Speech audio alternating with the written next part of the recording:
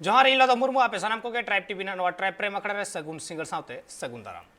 तिहिन बन गालमारावा fake ST certificate बाबत main दो तिहिन हो फेक एसटी सर्टिफिकेट बाबत ते उना विरुद्ध रे लड़ाई तोंगे गे मेना आकदा नित हबी हो जहां लेकाना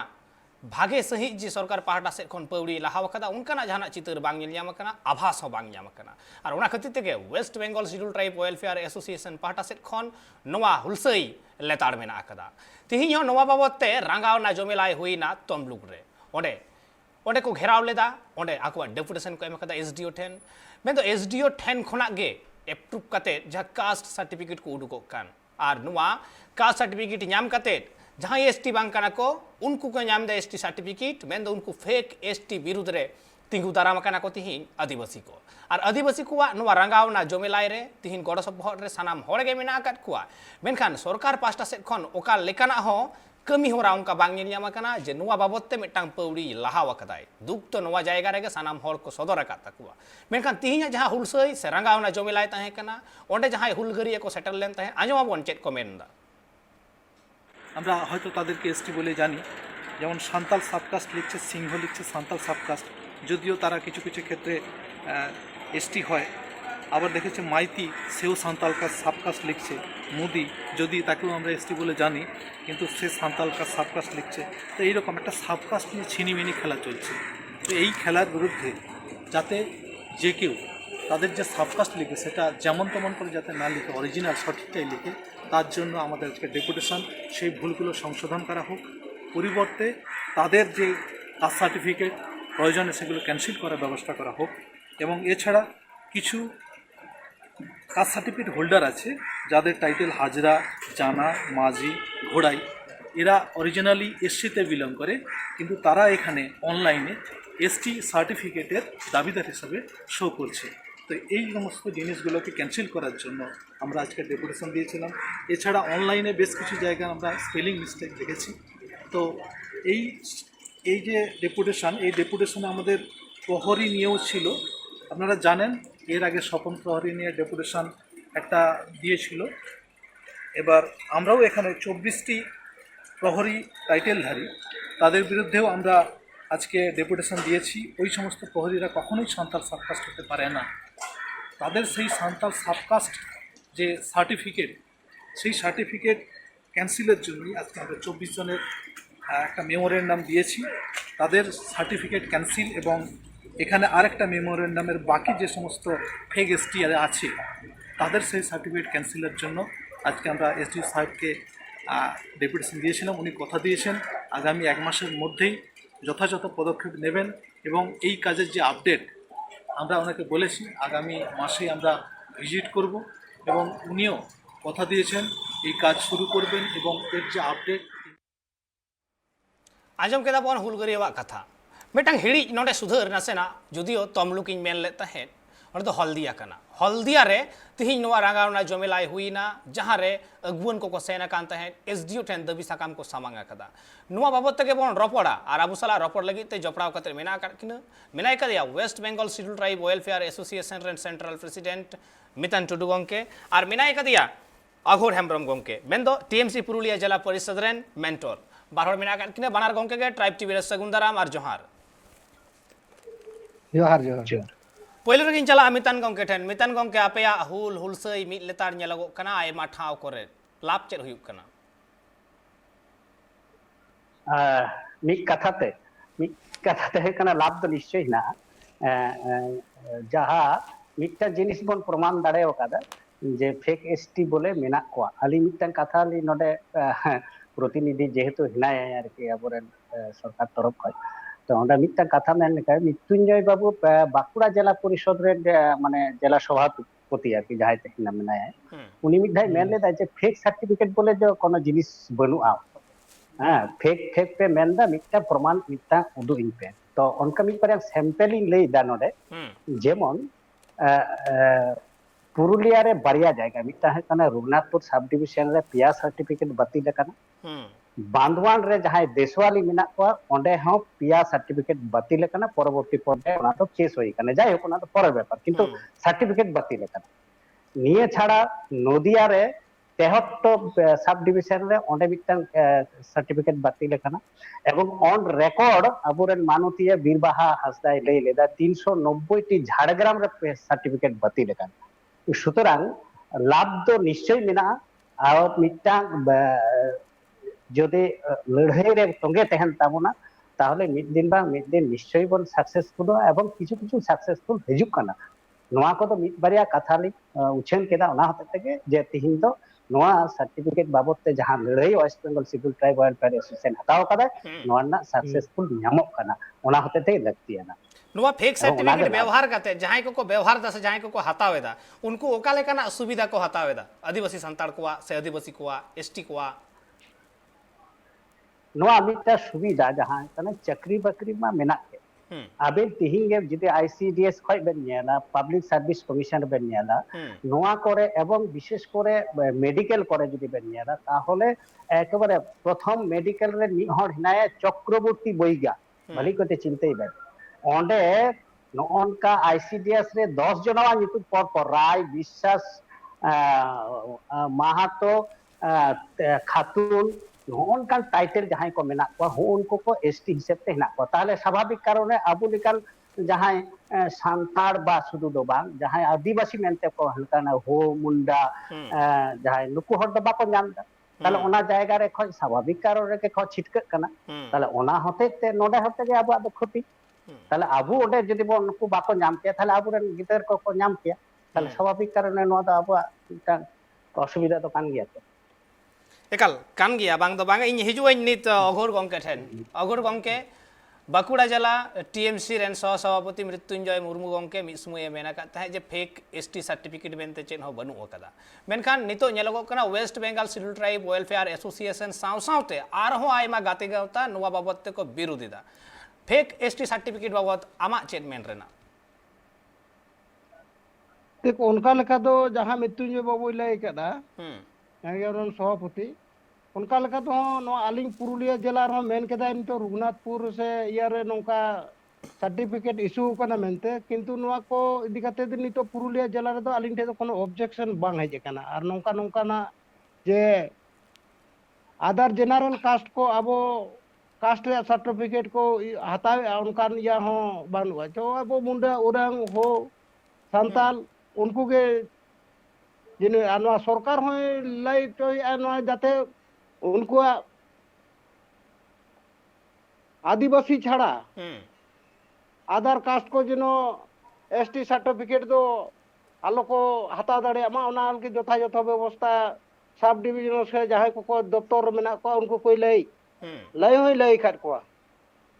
तले आम चेने मेन चोयदा जे तले फेक एसटी सर्टिफिकेट नुकु जहां को मेनदा ओना दो ठीक कना से भूल कना से एड़े गया से आम हम मेनदा फेक एसटी सर्टिफिकेट मेनते चेन हो बनुआ बाबा इया मेन हो ओनागे या दो नितो सर्टिफिकेट मेनते दो कोनो आलिन ठे दो उनका ना खबर दो कोनो बानुआ मितन गंके बाबा बिटा कथा ले लेगा आबेन बेन मेनता जे बनुआ खबर टीएसी प्रथम ट्राइबल आबुरेन जहाते बीरबाहा आबुरा रड साडी लेदाय উইথ ডকুমেন্টস ফর বীরবাহাই লই লেদায় মুখ্যমন্ত্রী তে এবং ওনা প্রথম মিটিং রে মেন লেদায় এবং প্রথম মিটিং রে মেন লেদায় যে আপনি নিশ্চয়ই তদন্ত হবে এবং ওনা তদন্ত না নিত পর্যন্ত কোনো লাহা তো বাং লাহাও কানা কিন্তু নোয়া তো মিটাং ঘটনা আবেন তে চিদা খবর বনা নদা আলিং দো অবাক কানা লি কারণ আবেন হ জনপ্রতিনিধি আবেন হ বাড়ায় না লাগতিয়া না নোয়া দো কারণ ফেক সার্টিফিকেট আবেন যদি বেন মনেয়া মনে হয় যে নোকা ফেক সার্টিফিকেট বানুয়া তাহলে আপনি লিখান যাহা তিনা হড় को যাহাই को প্রতিনিধি মিনা বনা তাহলে চিকাতে নোয়া দবন আবু দবন সলেয়া সুতরাং যদি আবেন থেকে বাবা আলিলি মেদা আবেন থেকে যদি ক্লিয়ার বাং থাকেনা কনসেপশন তাহলে তো মুশকিল গিয়া কারণ নোয়া তো ট্রাইবাল ইজেরে প্রথম থেকে টিএসসি মিটিং রে হইল না যে হ্যাঁ ফেক সার্টিফিকেট ইনটে ডকুমেন্টস না বীরবাহা মানতীয় মেল লেদাই যে নোয়া কো হিনা আবেন একটু নেলবেন তখন রাখাব না ওনা কথার এবং পেপার হ নোয়া কো কথা কো রাখাব না তাহলে আবেন চিকাতে বেন মেন দানো তো অবাক কান আলিং আনতি বাড়াই দরকার থাকান তবে না যাই হোক अगर गंके हाँ तो ओना के लिमेन दा तो ना फेक सर्टिफिकेट दो नोआ पुरुलिया रे अंतत जखन इयारे मेना निया तखन पर्यंत तो ना फेक सर्टिफिकेट तो नितो धाबिते पुरुलिया रे दो अंतत बांग ᱤᱥᱩ ᱠᱟᱱᱟ ᱢᱮᱱᱛᱮ ᱟᱹᱞᱤᱧᱟᱜ ᱫᱚ ᱱᱚᱣᱟ ᱜᱮ ᱵᱟᱲᱟᱭ ᱢᱮᱱᱟᱜᱼᱟ। ᱵᱟ ᱢᱤᱫᱴᱟᱝ ᱠᱟᱛᱷᱟ ᱞᱤᱧ ᱞᱟᱹᱭᱫᱟ, ᱟᱵᱮᱱ ᱤᱥᱩ ᱠᱟᱱᱟ ᱢᱟᱱᱮ ᱛᱤᱦᱤᱧ ᱜᱟᱯᱟ ᱛᱚ ᱟᱨ ᱵᱟᱝ ᱤᱥᱩ ᱠᱟᱱᱟ, ᱛᱤᱦᱤᱧ ᱫᱤᱱ ᱨᱮᱱᱟᱜ ᱵᱮᱯᱟর ᱫᱚ ᱵᱟᱝ ᱠᱟᱱᱟ ᱱᱚᱣᱟ ᱫᱚ ᱯᱷᱮᱠ ᱥᱟর্টিফিকেট ᱵᱮᱯᱟর ᱫᱚ। ᱦᱮᱸ ᱯᱷᱮক ᱟᱨ সার্টিফিকেট ᱫᱚ ᱡᱟᱦᱟᱸ ᱛᱤᱦᱤᱧ ᱫᱤᱱ ᱨᱮᱱᱟᱜ ᱡᱟᱦᱟᱸ ᱫᱚ ᱡᱩᱫᱤ 5 ᱤᱥᱩ 10 ᱠᱟᱱ ᱨᱮᱱᱟᱜ ᱜᱮᱭᱟ ᱠᱟᱱᱟ। ᱤᱥᱩ ᱠᱟᱱ ᱜᱮᱭᱟ ᱚᱱᱟ ᱛᱚ ᱵᱤᱨ ᱵᱟᱦᱟ ᱰᱟᱭᱨᱮक्ᱴ ᱵᱷᱟᱞᱤ ᱠᱟᱛᱷᱟᱭ ᱞᱟᱹᱭ ᱠᱟᱫᱟ ᱛᱚ, ᱡᱩᱫᱤ ᱤᱥᱩ ᱠᱟᱱᱟ ᱛᱟᱦᱚᱞᱮ ᱚᱱᱟ ᱢᱩᱠᱷᱚᱢᱚᱱᱛᱨী ᱰᱟᱭᱨᱮक्ᱴ ᱢᱮᱛᱟ ᱠᱟᱫᱮᱭᱟ ᱚᱱᱟ ᱛᱚᱫᱚᱱᱛᱚ ᱠᱟᱛᱮ ᱚᱱᱟ ᱯᱷᱮᱠ ᱥᱟর্টিফিকেট ᱡᱟᱦᱟᱸᱭ ᱠᱚ ᱦᱟᱛᱟᱣ ᱠᱟᱫᱟ ᱚᱱᱟ ᱠᱚᱫᱚ ᱡᱟᱛᱮ ᱵᱟᱹᱛᱤᱞᱚᱜ ᱢᱟ। একদম ᱚᱱᱟ ᱜᱮᱛᱚ ᱞᱤᱧ ᱪᱟᱹᱭ ᱠᱟᱱᱟ, ᱟᱯᱮ ᱡᱟᱦᱟᱸ ᱠᱚ ᱢᱮᱱᱟᱜ ᱯᱮ ᱛᱟᱵᱚᱱᱟ, ᱡᱟᱦᱟᱸᱭ ᱠᱚ ᱯᱨᱚᱛᱤᱱᱤধᱤ ᱢᱮᱱᱟᱜ ᱠᱚ ᱛᱟᱵᱚᱱᱟ ᱟᱵᱚᱨᱮᱱ ᱥᱟᱱᱟᱢ ᱦᱚᱲ ᱨᱚᱲ ᱫᱟᱲᱟᱢ ᱛᱟᱵᱚᱱ ᱯᱮ যে ফেক একদম একদম সার্টিফিকেট, হ্যাঁ ফেক সার্টিফিকেট ইস্যু কানা মিটটা উদাহরণ লিᱧ ᱞᱟᱹᱭ ᱟᱵᱮᱱ ᱠᱟᱱᱟ। ᱱᱚᱣᱟ দুয়ারে সরকার ᱱᱚᱣᱟ ᱫᱚ খুব ভালো প্রোগ্রাম, কোনো অসুবিধা বনাম দুয়ারে সরকার তে অনেক হড় সার্টিফিকেট ᱠᱚ ᱧᱟᱢᱮᱫ ᱛᱟᱵᱚᱱᱟ, কিন্তু মুশকিল তো ᱦᱩᱭᱩᱜ ᱠᱟᱱᱟ ᱚᱠᱟ ᱡᱟᱭᱜᱟ ᱨᱮ ᱵᱟᱲᱟᱭᱟᱵᱮᱱ ᱟᱵᱚ খুব সরলীকরণ বন করা দা, মনে কর আবেনা আজ বাপুই কুমড়ো কাদা, ভালো করে চিন্তাই বেন আজ বাপুই কুমড়ো কাদা ফেক সার্টিফিকেট উনি তুলেও কাদায়, আবেন বেন বেন দা আজ বাবা ফেটার্নিটি যাহা আয়া সম্পর্ক না ব্লাড রিলেশন তেনে কে আজ সার্টিফিকেট ᱧᱟᱢᱟᱭ, তাহলে আজ রেন লতি পুতি তো উনি তো স্বাভাবিক কারণে আজ বাবা সার্টিফিকেট ᱧᱮᱞতে ᱧᱟᱢ ᱫᱟ, কিন্তু মুশকিল তো ᱦᱩᱭᱩᱜ ᱠᱟᱱᱟ ᱦᱚᱸᱜᱼᱚ ᱱᱚᱰᱮ। তাহলে আবু প্রপার যদি ইনভেস্টিগেশন বাবন করাবা তাহলে প্রামাণিক হয় আরম্ভ কাতে খাতুন হয় স্বাভাবিক কারণে ᱧᱟᱢ সার্টিফিকেট, তাহলে আবুয়াগ নোয়া করে দো এটা প্রপার ইনভেস্টিগেশন করা দরকার কান তাবনা, এবং ওনা হতেতে আবু জাহাঁ তিনাᱹᱜ প্রতিনিধি মেনা বন তাবনা জাহাঁই কো জাহাঁ জায়গা হেনা বনা রড দারাম যদি বন করা দাড়েয়া তাহলে নিশ্চয়ই আলিঙ্গা মনে হয় কানা যে আবেনা ঠেহ নোয়া খবর তো তেহেরনা কথা, কিন্তু যে কারণতে হোক খবর বনু তাবেনা তিহিন যদি বীর বাহা মেন দাঁড়ায় ওঁডে ঘটনা তাহলে আবেনা হোক কিন্তু বাড়ায় না দরকার কানা। বিভিন্ন জায়গায় সোশ্যাল মিডিয়া কো আরম্ভ করে যত জায়গা রেগে কিন্তু নোয়া দো হই কানা West Bengal schedule tribe welfare association particular নোয়া ফেক সার্টিফিকেট ইস্যু লইতে গে তৈয়ার আকান, বুঝে যাবে। তাহলে স্বাভাবিক কারণে আপে লেখান হড় একটু হেড দরকার কানা, লই দরকার কানা যে হ্যাঁ ফেক সার্টিফিকেট মেনা অর্থাৎ না টেকা দারাম দরকার, একদম দরকার মেনাᱜᱼᱟ। ᱡᱟᱦᱟᱸ ᱯᱷᱮᱠ ᱥᱟর্টিফিকেট ᱡᱟᱦᱟᱸᱭ ᱠᱚᱣᱟᱜ ᱢᱮᱱᱟᱜᱼᱟ ᱚᱱᱟ ᱤᱭᱟᱹ ᱠᱟᱛᱮ ᱫᱚ ᱟᱹᱞᱤᱧ ᱦᱚᱸ ᱰᱟᱭᱨᱮক্ট তাহলে আবে বা তাহলে স্বীকার বেন যে হ্যাঁ ফেক সার্টিফিকেট হুᱭᱩᱜ ᱠᱟᱱᱟ, ᱱᱚᱣᱟ ᱫᱚ ᱞᱟᱦᱟᱛᱮ ঠিক হয়ে যাবে না ᱟᱫᱚ যে ফেক সার্টিফিকেট ᱚᱱᱠᱟ ᱞᱮᱠᱟ ᱯᱨᱚᱢᱟᱱ ᱜᱮ ᱚᱱᱠᱟ ᱞᱮᱠᱟᱱ প্রমাণ ᱜᱮ ᱵᱟᱹᱱᱩᱜ ᱠᱷᱟᱱ ᱫᱚ ᱪᱤᱠᱟᱹᱛᱮ আবেন আলী আবেন 30 বেন প্রমাণ বেন হাতাওয়া আলী লিং মাবেনা, আবেন রঘুনাথপুর সাব ডিভিশন রে বেন নেলা রায় বাউরি ᱩᱱᱠᱩ এবং পেহড়া সার্টিফিকেট বাতিল কানা আলী লিং মাবেনা। ᱩᱱᱠᱩ ᱪᱤᱠᱟᱹᱛᱮ ᱠᱚ ᱵᱟᱣᱨᱤ ᱪᱤᱠᱟᱹᱛᱮ ᱟᱵᱚ এসটি ইয়ারে চিকাতে কই দাঁড়ায়? প্রশ্ন তো আবেন লেখা তো আলিঙ্গা হতো প্রশ্ন দো না দো যে বাউরি চিকাতে এসটি কানায়, আলিঙ্গা প্রশ্ন দো হই কানা দেশওয়ালি জাহাই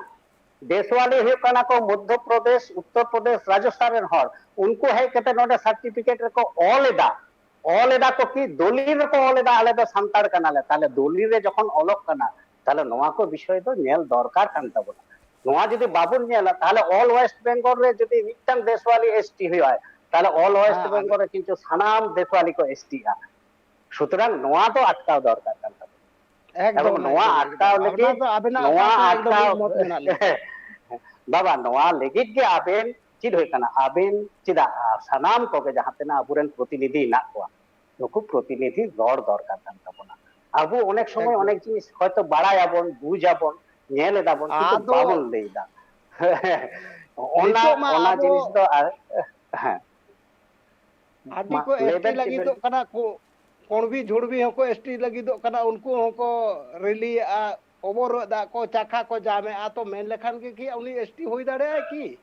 বা ওনা তো আলাদা জিনিস। আবেন যাহা বেন মেনদা মাহাতো কো এসটি অন্তর্ভুক্ত লাগিদᱚᱜ কানা কো ঠিক আছে আকুয়া দাবি তেহে দাঁড়ায় ই তিহিন নিহর মুসলমান হ্যাঁ মুসলিম হয় তেহে দাঁড়ায় নিহর মুসলিম তেহে দাঁড়ায় নিহর মাহাতো তেহে দাঁড়ায় নিহর রায় তেহে দাঁড়ায় উনি মেন দাঁড়ায় এসটি করে। আচ্ছা রঘুনাথপুর রে ঠিক গিয়া ওনা তো উনি আয়াত দাবি কানা হয়তো করা দাঁড়ায় ওনা রে তো কোনো ইয়া ওনা প্রসঙ্গ রে তো বানি চালাক কানা, কিন্তু যাহা বেন লাই কেদা রঘুনাথপুর রেন বাউরি কো যদি এসটি সার্টিফিকেট কো ᱧᱟᱢᱟ তাহলে ওকয়টা এসটি এম আকার কো ওনা ইয়া তো আর যদি এম আকার কে ভুল তাহলে ওনা তো একদম হ্যাঁ রঘুনাথ সাব ডিভিশন কোন রঘুনাথপুর সাব ডিভিশন কোন অগর গংকে कुकली सरासरी आम ठेन दहोएदा होय जे मिटांग अनाट तिहिन सिरजेव कना फेक एसटी सर्टिफिकेट मेना नोवा तो नेल जामगो कना नोवा तो तिहिन बादो कना को फेक एसटी को बेनाव कान तेगे ताले चे चिका लेखान आर चे लेका काते नोवा रोध गानोआ रोध गानो अवश्य रोध गानो जना इया तेगे आबो एसटी को लगित जहां लेका रकाब लगित चेष्टाएदा बर्तमान मुख्यमंत्री नुई दो आबो एसटी पास्टा खन सारा दरकार कान ताबोना किंतु नोआ को खबर जुदी उनी ठे बान चला जे एसटी बितिरी को एटा को एसटी सर्टिफिकेट को नामदा ओना कथा को तो उनी ठे सेटर हुआ जुदी उनका लेका इया मेना ताले निश्चय आलिगिली सेटर दाड़िया बाबा आबेन तो निश्चय बेन लैया आबेन आबेन बेन जेहलो बेन मेना एनलो के आबेन ठे नथिलिंग कुल दाड़े कोनो असुविधा बना एक नंबर और द्वितीय नंबर चीफ मिनिस्टर ठे खबर बना नोआ दो आलिंग दो बालिंग पतिया चिदा बालिंग पतिया कारण इमेल ते हो आलेया नोडे संगठन खय गत बछर खय रेंट अप माने एकेबारे एकई रकम भाबे गे आले नोडे खय ले इमेल आकादा विभिन्न जाय नेशनल काउंसिल ले जनाबर होय नेशनल कमीशन को हेज कना गोटा वेस्ट बेंगल को हेज कना सेंट्रल खय उनको होले लई का चीफ मिनिस्टर ले लई का राज्यपाल ले लई का आबुरेन उप तपसिली उन्नयन मंत्री होले लई कातिया बीरबाहा ठे ले सदर कादा सानाम होटे ले चलाओ का मिटा दुर्भाग्येर विषय मिटा तिहिन दिन मेंदा ऑन कैमरा लिंग मेंदा सन्धारानी ठे चलारना आलेरेन गाकुड़िया को चेष्टा लेदा उनी आलेरेन गाकुड़िया साथे देखा रेना समय बाई नाम कादे स्वाभाविक कारणे किन्तु नोआ दो चिंता हुए ताबोना जे तिहिन जदि सान्तार शुधु दो बांग आदिवासी चितारे जदि आबेना दरद तहन ताबेना आदिवासी चितारे जदि आबेना मने हेना ताबेना जे नोआ ले कमिया ताहले आबिन देखाते तो चिर असुविधा ताबे आलिंग साथे रपड़ते तो चिर असुविधा ताबे हाँ निश्चय असुविधा बना किन्तु नोनका आलिंग तिहिन अभियोग दा जे आलेरेन गाकुड़िया पुरुलिया रेन सन्धारानी साथे देखा बाको देखा दाड़े चिंता दाड़े आबेन जहाया बोर्डते अबुआ बोर्ड स्वाभाविक नोआ दो ठीक तो आबेन ओना बेन मेना जे ठीक कना से बनका किन्तु नोआ दो होआ उचित बान कना नोआ दो आलिंग पास्टा को आबेन सला मिद मत मेना नोआ दो उनको तो आबर जहां मिनिस्टर मेनाया ओना दो ओना करार उचित दो बांग कान गे ताई किन्तु जे आलिंग चिंता हुई कना जे नोआ दो उनी कथा नोआ दो बाय मेन दाड़े जे नितो या आपे सला रोड रे समय बानु तिया मेनते उनकान कथा दो होयतो बा आबेन हयतो आबेन टे नॉलेज बनुआ बा आबेन टे हयतो खबर बनुआ किन्तु आलेरेन যত জায়গা তিহিন বলে না বাং যেহেলো খয় সিরজেও কানা নোয়া সংগঠন হ্যাঁ এন লোক খয় কে প্রথম খয় গে আলেদের এটেম কাতে বিভিন্ন জায়গায় আবুরেন সান্তাড় খো আদিবাসী মন্ত্রী ঠে যত হটে লাহাতে কাগজ বন কুলা আবু ওকা আকা জায়গা বন নেলদা ওকা আকা জায়গারে মনে হুয়ুগ কান তাবনা নোয়া কদো ফেক কো হই দাড়েয়া अब मिटा आईटी सेल मेना तालेया एवं ओना आईटी सेल रे प्रथम ले शूटिंग इदाले ओका अका सब डिविजन खय ओका अका जायगा खय सर्टिफिकेट तुदुक कना 1000 1500 तुदुक कना ओंडे खय शूटिंग तुदुक कना जे ओका अका फेक को होई दाले ओना संदेह जहां सस्पिशियस फेक सर्टिफिकेट होल्डर उनको ले शूटिंग ए को शूटिंग काते आले कॉन्सर्न एसडीओ टे ले चला कना एवं एसडीओ ले मिटाई कना आबेन बारिया उदाहरण नि लेयाबेन कना शामशेरगंज मुर्शिदाबाद अलिंग खबर मेना ए वीडियो एकेबारे इन्वेस्टिगेशन काते 22 जनावा सर्टिफिकेट कुल कादा जे नुको दो एसटी बांको एसटी बांक काना को कैंसिल लिगे बातिल लिगे सुपारिश कादा एकदम नाजो किंतु एखनो पतो एखनो किंतु एसडीओ आरी ओना बातिल एक द्वितीय नंबर है काना बारुईपुर माहातो सान्ताल को ऑल कादा ओंडे हो किंतु जाय प्रोजेक्ट ऑफिसर उनी हो इन्वेस्टिगेशन कराव कादा जे नुको माहातो दो सान्ताल दो बांक काना को ओना हो किंतु उनका झुलेव कते मेना ओना को जायगा रे आपे लेकान झुलाव कते मेना आलेया है झुलेव कते मेना ओना को आबेन जति बेन हतावा खबर बेन हतावा बा आबेन जति बेन मेना आलेरेन जे कोनो संगठन नाले जहाते शाखा को मेना तको तालेया जेमन पुरुलिया रे मेना पुरुलिया ना उत्तर 24 परगना हेना तो उनका कते 17 टी जिला रे हेना को शाखा ओना शाखा को जे कोनो जायगा को आबेन नो आबेन तुलकी तलाश बेन हता दाड़े এবং আলিং ঠিক লিং মেনদা সে ভুল লিং মেনদা নোয়া দা আবেন তো একেবারে পরিষ্কার ক্লিয়ার আবেন আজত निकल तदंत काते के इन्वेस्टिगेट के कथा को बिन हताव कदा इन केते बन रोड दाड़े कना बांखा तो आलिन जे मेना आबेन एडे कथा बेन रोड दा ओना हतो आर बाले लैदा से बाबा एडे कथा तो बाली में आलिन तो ऑन डॉक्यूमेंट्स लिं मेनदा নোয়া को जहां मेनदा पुरो डॉक्यूमेंट सते लिं मेनदा এবং उनको महातो बारुईपुर ना प्रोजेक्ट ऑफिसर उनी मेन कदा प्रोजेक्ट ऑफिसर मेन कदा जे नुको तो एसटी बांक कना को नुको तो एसटी तो बांक कना को ये तो ᱦᱮᱸ ᱥᱟᱱᱛᱟᱲ ᱫᱚ ᱵᱟᱝ ᱥᱚᱨᱠᱟᱨᱟᱜ ᱠᱟᱱᱟ, ᱢᱟᱦᱟᱛᱚ ᱦᱮᱸ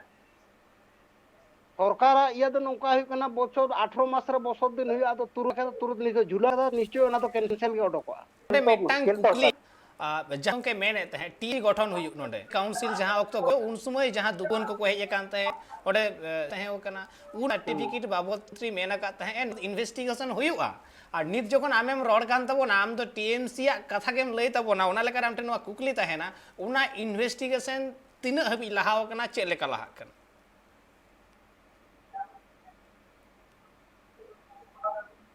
ওনা কো ইদি কাতে তো অবশ্য আলিং মুখ্যমন্ত্রী সালা তো বালিং গালমারাও কাতে ইনভেস্টিগেশন ইয়া কাতে যত জাহাঁ তিনা সাব ডিভিশন ইয়ারে মেনা কোয়া উনকু কো বাড়তি কাইতে সতর্ক ইয়া কাত কোয়া যাতে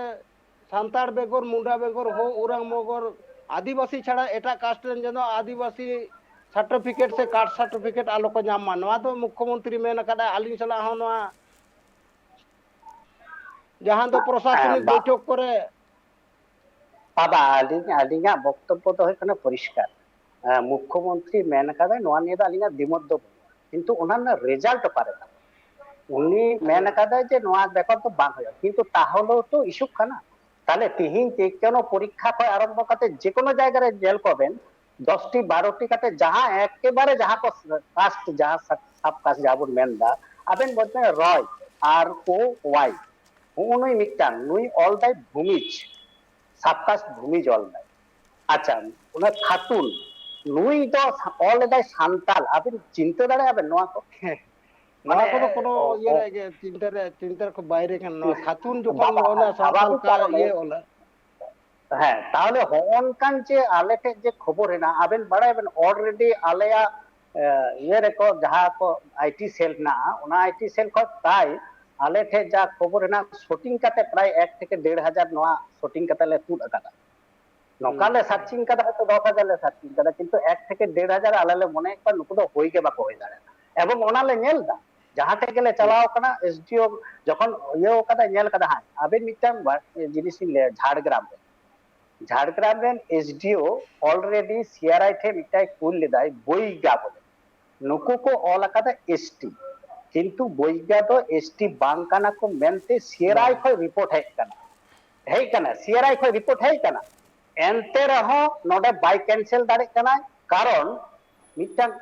প্রেসার পলিটিক্যাল মিটা প্রেসার না যে কোনো মুহূর্তে ইনওয়াইন ক্যান্সেলা 509 জন হয় কাতে ইনতেকো যে কোনো সময় আন্দোলন দাঁড়ে আকো স্বাভাবিক কারণে নডে যদি পলিটিক্যাল হর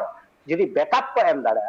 তাহলে খাই কিন্তু উনকু 509 জন তো ইজিলি উনি এসডিও অফিসার কিন্তু ক্যান্সেল দাঁড়ায় তাহলে আলেয়া তো চির হই কানা আলেয়া সংগঠন তো হলে চিনতেই না তাহলে চিকা হই কানা হয় মিটালে চিনতেই দা যে আরটিআই আবো আরটিআই কাতে যদি খবর নামো আর যে না সত্যি উনকু তো বাং কানা গো তাহলে দেন এন্ড দেয়ার এসডিও আলেলে চাপে যে বাং আপিন আলেতে নোয়া খবর বিনা উনকু তো বাং কানা কো এসটি তাহলে আম চিদা বাং আম যেহেতু ইস্যু অথরিটি কানা সুতরাং আম গে ক্যান্সেল হই তামা নোয়া গে হই কানা নোয়া তো যত রকম মেনা নোয়া তো শুধু তাই দে বাং ইয়ালি তো বালিং মেনদা নোয়া সিআরআই কয় মিটাং আলে ইয়ে হেই কান তালে মানে চিঠি হেই কান না ওনা চিঠির অল মেনা একমাত্র ইস্যু অথরিটি কে ক্যান্সেল দাঁড়ায় আলে তো কিন্তু সুপারিশ দাঁড়ায় আলে অনলি কিন্তু আলে তো ক্যান্সেল দো বালে ক্যান্সেল দাঁড়ায় সুতরাং এসডিও কে হই কানা কোন নাটের গু এসডিও থেকে কিন্তু চাপ এম হুয়া তাহলে এসডিও কে কিন্তু ক্যান্সেল দাঁড়ায় ওনা হতে নোয়া মিটাং কথা কেনা যে নিত হবি মানে প্রত্যক্ষ বাং রে হ পরোক্ষ কাতে রে হ যাহা লেখা কাতে গে নোয়া ফেক এসটি সার্টিফিকেট রে এসডিও কোয়া যে মিটাং मिटांग हे रेबेन कना को ओना लेकर गे नोआ तो ठेलाव सहारा ना बनू कदा बखान चिके लेकर उनको फेक सर्टिफिकेट को नामा इतकन नोआ को बाबत आर हो आयमा किछु बन गलमारावा नित ऑक्तो मिटांग हुडी मासे जीरो बताव ना जीरो टाइम इरवडी चुक ना सावरे तान पे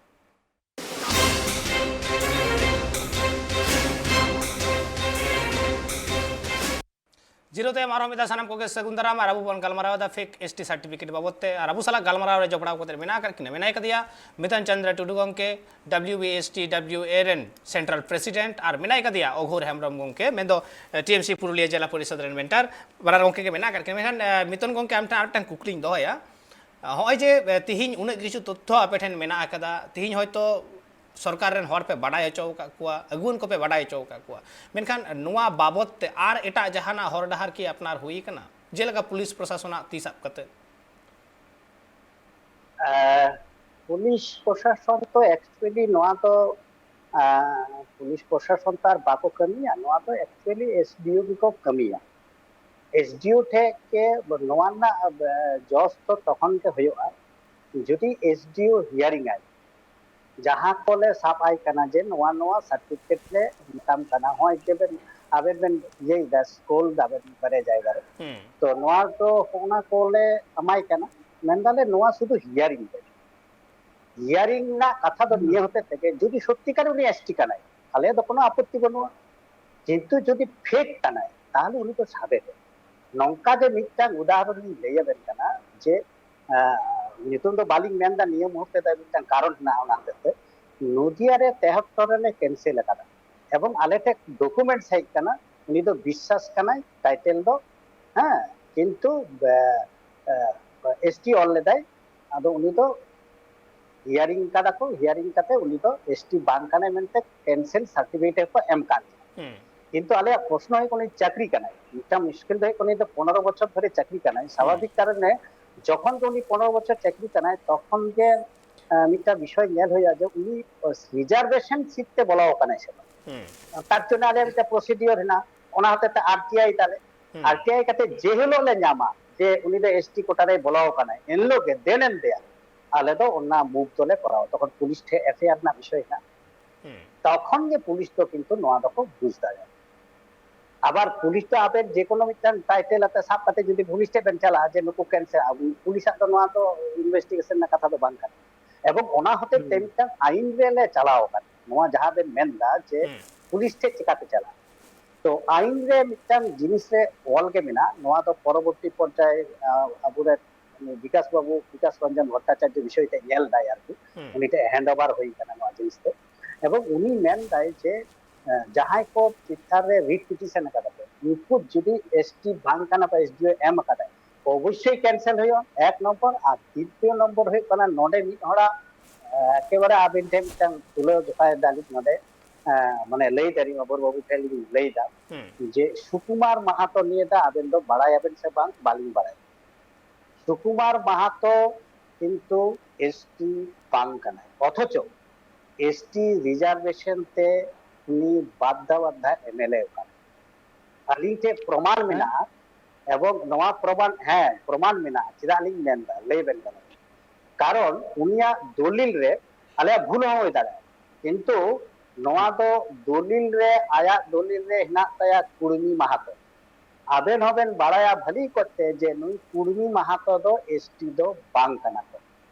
আর বাংকানা কো চিদা বাংকানা কো ওনা হতে মমতা দি হয় उनको कुर्मी जाते एसटी को ना हते चिठी कुल कादा दिल्ली रे एवं इटा हर गाताक रेन हर हको मेन बड़ायदा एवं अधीर रंजन चौधरी हो लोकसभा रे मेन कादा सुतरां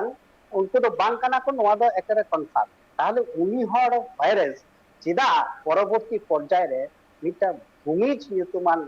साबकास्ट व्यवहार करते सर्टिफिकेट तुले का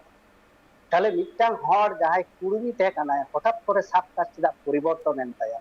তাহলে নোয়া তো কিন্তু নেরে না বিষয় নোয়া তো অকা ডিস্ট্রিক্ট রে কথা কালি নোয়া তো উত্তর 24 পরগনা লিগে যাবেন না তো 24 পরগনা ঠিক হ্যাঁ এবং আবেন তো বাড়ায় তো আবেন নেতা তো আবেন মানে সুকুমার মাহাতো তো তিন তো নি হর জনপ্রতিনিধি এমএলএ উনতরং আবেন বাড়ায় না কথা মানে নিউটন তো বাড়ায় না কথা ফেক কানা সে বান কানা ওনা তো পরে না কথা কিন্তু আবেন নিউটন তো বাড়ায় মানে সুকুমার নিউটন তো বাড়ায় আছে বা সুকুমার মাহাতো নিউটন বেন আজম কাদা সে সুকুমার মাহাতো বা বা আতো বালিং আজম কাতে গেলি আবেন টেনি বাবা হই দাঁড়া বাবা হই দাঁড়া কিন্তু যাই হোক আবেন যেহেতু এটা সরকারের প্রতিনিধি বাড়ায় দরকার থাকে না তো উনকা মিটা ব্যবস্থা বুঝে দাঁড়াবেন আবেন বুঝে দাঁড়াবেন আমি যাহাবি মেন চাই ওনা আবেন তো রিজার্ভেশন কোটা থাকে না একদম রিজার্ভেশন কোটাতে है ना একদম রিজার্ভেশন আবেন সাব দেন ওকা রিজার্ভ সাথে আবেন বেন চালাও না সাব দেন আবেন সান্তাল সাবকাস্ট পেন ওটা হঠাৎ করে আবেন বুঝবেন অল দাঁড়ায় কি সাবকাস্ট বা বা বাবেন অল দাঁড়ায় এবং শুধু নোয়া তিহিনা আবেন না তো কথা তো বা নোয়া সিআরআই হকো মেন কথা যে বা ভূমিজ তো কখনো সান্তাল বা কল দাঁড়ায় সাবকাস্ট কিন্তু চেঞ্জ তো বান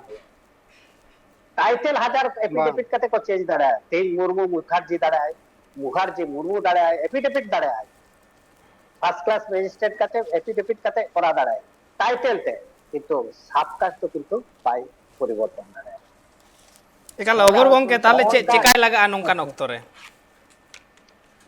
ᱦᱮᱸ ᱱᱚᱝᱠᱟᱱ ᱚᱠᱛᱚ ᱨᱮ ᱡᱩᱫᱤ ᱵᱷᱩᱞᱛᱮ ᱦᱩᱭ ᱟᱠᱟᱱ ᱜᱮᱭᱟ ᱛᱟᱦᱞᱮ ᱱᱚᱜᱼᱚ ᱱᱟ ᱠᱚᱫᱚ ᱟᱵᱚ ᱧᱮᱞ ᱦᱩᱭᱩᱜ ᱛᱟᱵᱚᱱᱟ, ᱱᱚᱣᱟ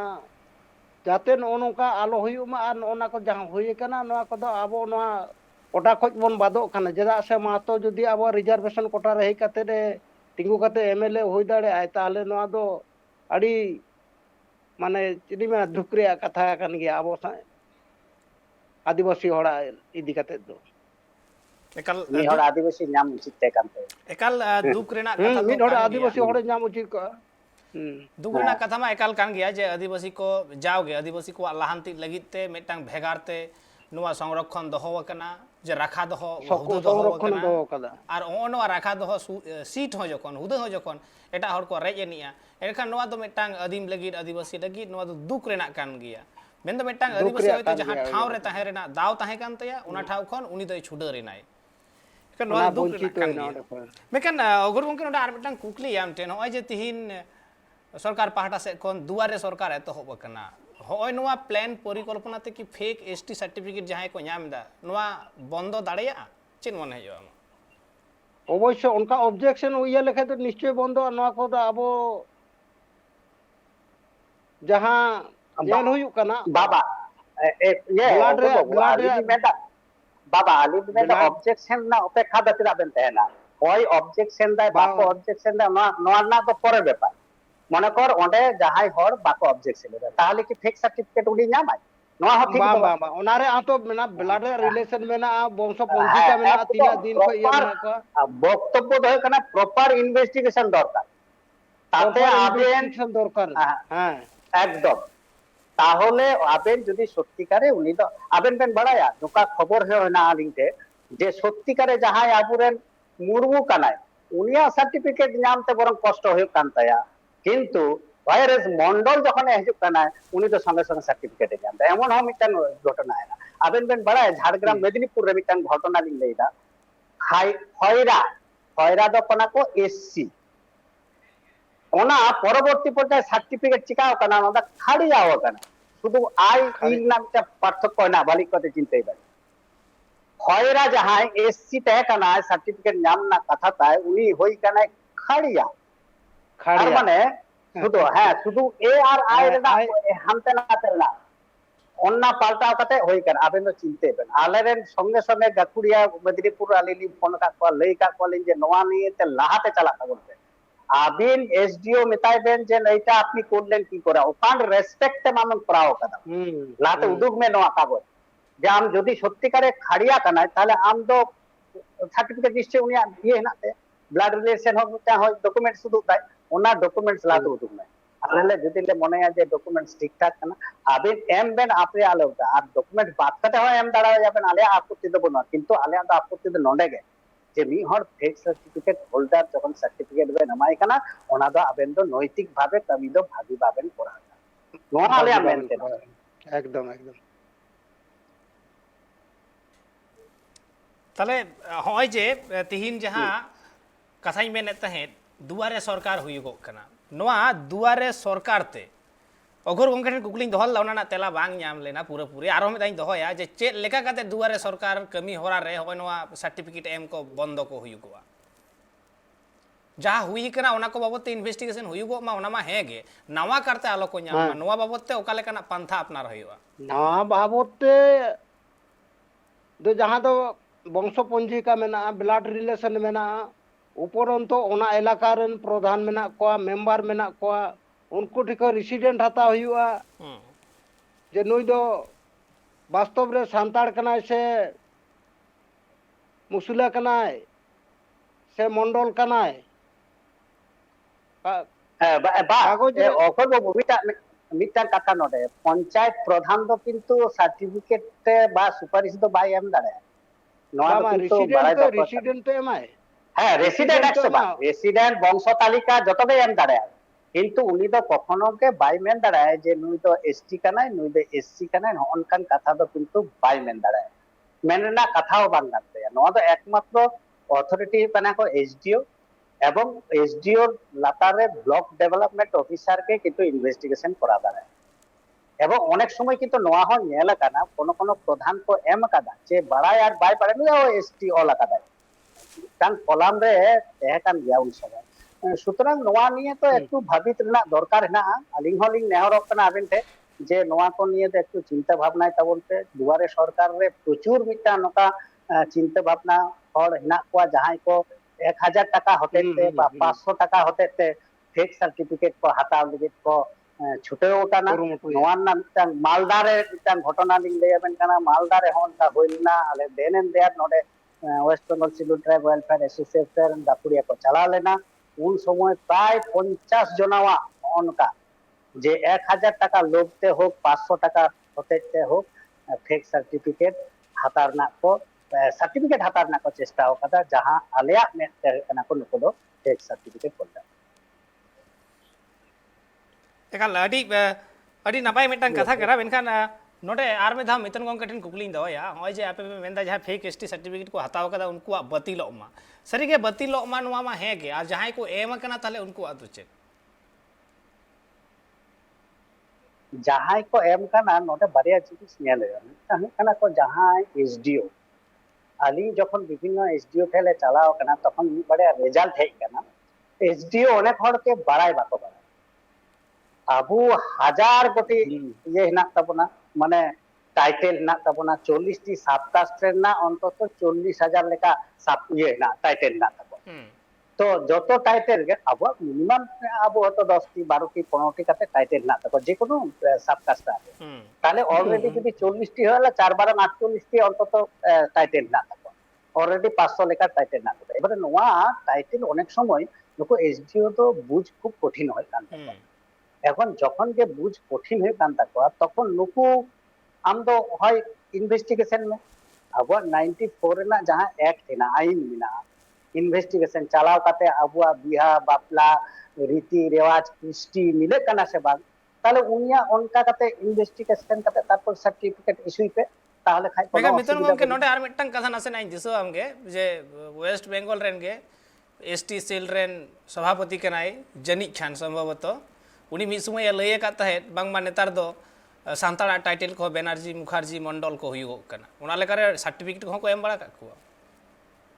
नोआ दो नेल होई कना आलेया उनको नोआ निहर मुर्मू कना এখন যে কোনো কারণতে আয়া স্ট্যাটাস হয়তো দিকু বাপলাও মানে কথা হই দাঁড়ে দিকু বাপলাও কানে নকালে নেল কাদা যে উনি তো যেহেতু বহু তাই দিকু ওনা হতে তো উনি তো মেনটা মুর্মু টাইটেল দা আলম দহয়া आम तो मुर्मू ना सर्टिफिकेट देना तमा तो असुविधा तो बोलो आम तो एफिडेविट में बहुआ कथाते एफिडेविट काते उनी तो मुखार्जी काना अभी चिकाई याबे मुखार्जी काना ताले नोआ दो को आपिना नोआ दो राइट सिना तको मुखार्जी दाड़े आय असुविधा तो बोलो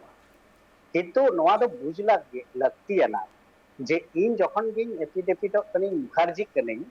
तखन इयां हो उचित पानिटा सान्ताड़ा साबकास्ट व्यवहार काते इन सुजोग सुविधा हता दा इन मुंडे होई काते भूमिजा साबकास्ट व्यवहार काते इन हो होई काते यहाँ लेपचा होई काते साबकास्ट व्यवहार दा आदिवासीवा আর এই পরবর্তী পর্যায়ে মুখার্জি এই টাইটেল হটিং দুগো আজ নো তো ঠিক কমি তো বান কানা যার ফলে গন্ডগোল তো হন না জায়গা করে কিন্তু যাহাই মুখার্জি কানা এটা অ্যাকচুয়ালি এসটি কান যায় তার নকা হন নেলা কানা এ বান হই কানা উনকা ব্যাপার তো বান তবে নোয়া না সংখ্যা তো কম एकाल मेनखान नो नोंडे के मिटन कुकुरिया तेन चला ओगर गंके ठेन ओगर गंके नितो आर मिटन दबी नोंका रकाब कना जे जहां हयतो आदिवासी कनाय मेनखान आदिवासी कोनाय छिरगेव कनाय होय टाइटल ले बदल कातया जुद धर्म में बदल कातया मेनखान सुविधा दो एसटी आगे हतावेदा अदो अडी से खन दबी रकाब कना उनको जते ओना एसटी सुजोग सुविधा से रिजर्वेशन ना सुजोग सुविधा आलो को ᱧᱟᱢ ओगर गंके नवा बगत तमा चेन मेना ओना गोंके जहां बेन मेनदा ओना हो आबे जहां बेन मेनदा ओना रेगे आलियो हो हेमन मेना लिया जाते उनको को दो चलाओ काना कोई एटा जाति को चलाओ काना किंतु आदिवासिया से नुको सुजोग सुविधा तो उनको हाता दरकार तो बांग कान तकवा चेदा उनी तो माने सांतार काते मुखार्जी ले चलाओ काना मुखार्जी से बेनार्जी रे जाते अखरी काते चलाओ काना उनी तो ओना को फैसिलिटी तो हाता रे काल तो उचित तो बांग कान तया मेनखान एन रहो को हतावेदा ताले चेक लेकारे नोआ बंद होयो थुकुम चेक लेकारे होयो ᱟᱫᱚ ᱚᱱᱟᱜᱮ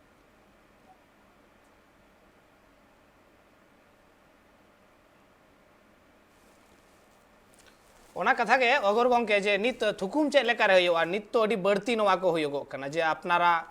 जुद्ध धर्म खन साहा कते नित एटा सेट को मेसा कना डयलॉग बोलन अपनारा निजर जात धर्म को साहा कते एटा सेन चलाव कते होयतो अब आदिवासिया जहां वैकेंट आदिवासिया जहां फैसिलिटी ओना को हताव लगिदो कना किंतु नोना को दो ओका सेन खन रुका हुआ चिकाते रुका हुआ ओना रे पंथा तो ओंडोंग हुआ एकाल उडुक होयो लगती कान गया चिदा से नोडे आरहो जहां मेटांग बतर समारे हिजुगो कना तिहिन जे खाली चाकरी लगित तेगे ओना एसटी रना सुजोग सुविधा को हताव दा ओना दो बांगा तिहिन आदिवासी ठन जहां हासा जाएगा को मेना आकदा नोआ मिट खास डगर कोन बाडाय नाम करा जहां तना हासा जाएगा मेना आकदा आदिवासी को हासा जाएगा किरिंग हताव कते जहां दो एटा परिस बांग को हताव दाड़े एटा जुद बाको हताव दाड़ेया मेनखान मेटांग जहां एसटी कनाय आदिवासी कना उनी के हताव दाड़ेया आदो नोंका कते हताव कते आदिवासीया जत्तो हासा को चाबाया नोआ मेटांग बतर कना अगर गंके नोआ बाबतते आपे को आगुन कना पे आपे को आगे मेटांग उहिर भावना लगती मेना ओना लेकारे आमा तेला चेद हुयुआ नोआ को तो जहां का अबो आदिवासी को जमीन ओना दो सरकार आईन इयर गे मेना अबो को एटा को तो बांग को हस्तांतर दाड़ेया तो नो नोका इया कते हस्तांतर रे को चेष्टायदा किंतु नो को दो माने बंगाल रे हुयु कना झारखंड रे हुयु कना उड़ीसा रे हुयु कना नोआ को इदी कते दो नोडे बंगाल रे मुख्यमंत्री दो आदि चेष्टा कदा झारखंड रे चलाव कते नो नोआ आदिवासी को जमी रुका लगिते चेष्टा इया कदाय किंतु ओना लीज आको नेतार दो लीज इया कते को चला 93-99 बছর को लीज कते आदिवासी जायगा को आमेटे दा नोआ इदी कते के अड़ी दुख रेना कथा कान गिया जे नोंका कते आदिवासी को हासा जायगा बई बई ते आद चाबाता को मेनखान गालमाराव बन नोआ को बाबत ते इन रुवाड़ हिजु nya मितन गंके ठेन हो ऑक्टो मेटा हुडी मसा जीरो रेना जीरो ते मी रुवाड़ हिजु कना सामरे ताइन पे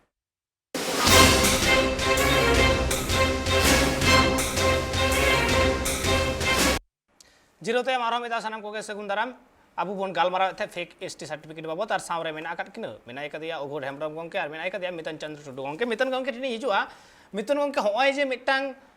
आय उमनोक कना जे नोंका कते आरकी आदिवासिया हासा जायगा को बई बईते किरिंग हतावा को जत्तो आर आदिवासी ठेन मिटांग हो हासा जायगा सारे बांग तहेना आर जहां लेका ओघोर गंके कथा आजम किदा जे वेस्ट बेंगल रे दो आदिवासी को बाबते बांगमा ममता बनर्जी अडी किछु उइहिर भावना कदा से हासा जायगा बांग चला कान तको आमा तेलाኝ हतावा मितन गंके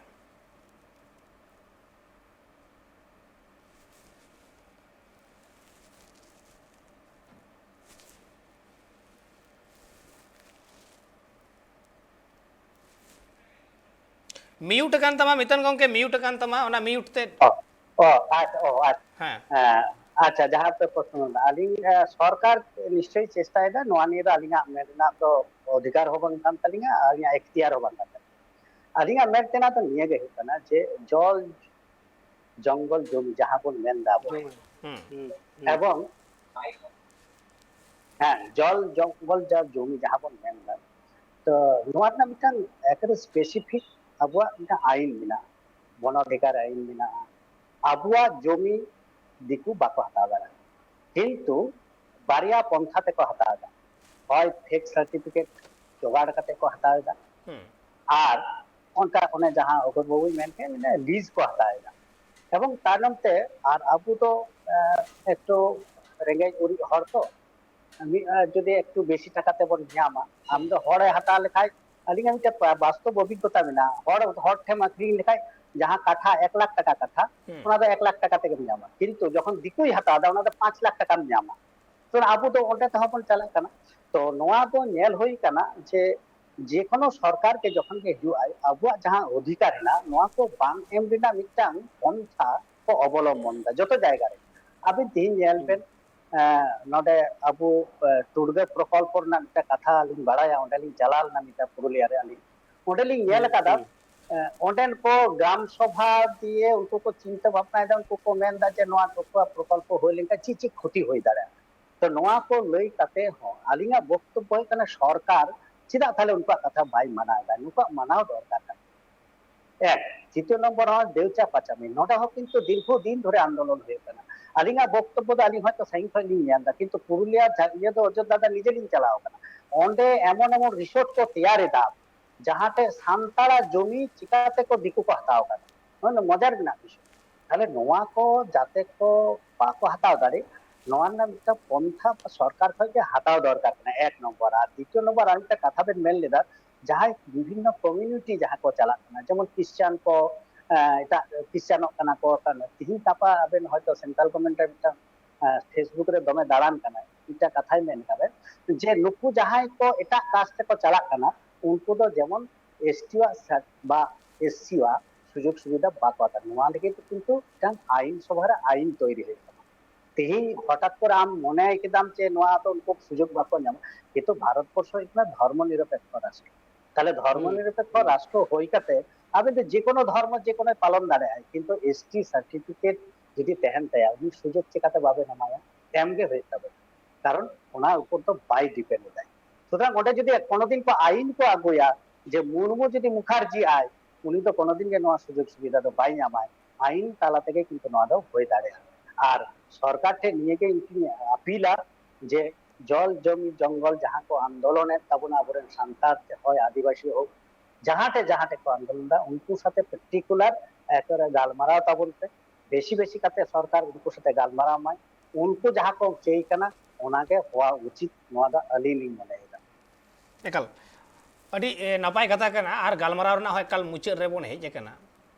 मुचाद रे अघोर गमके ठेन मेटांगे कुकलिंग दहोया से मेटांगे कथा मेन होय मेतावया नसेना बिष्णु सहित ते मेन में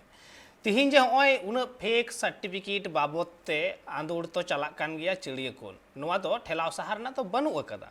एते कान तिहिन दिसोम रेन होड़ नोआ होय तो प्रोग्राम को नेल लेदा उनको को आसोक कना आम ठेन कोन आयमा किछु कथा आंजम रेना नोआ बाबत ते उनको चेट संदेश एम चालकोआ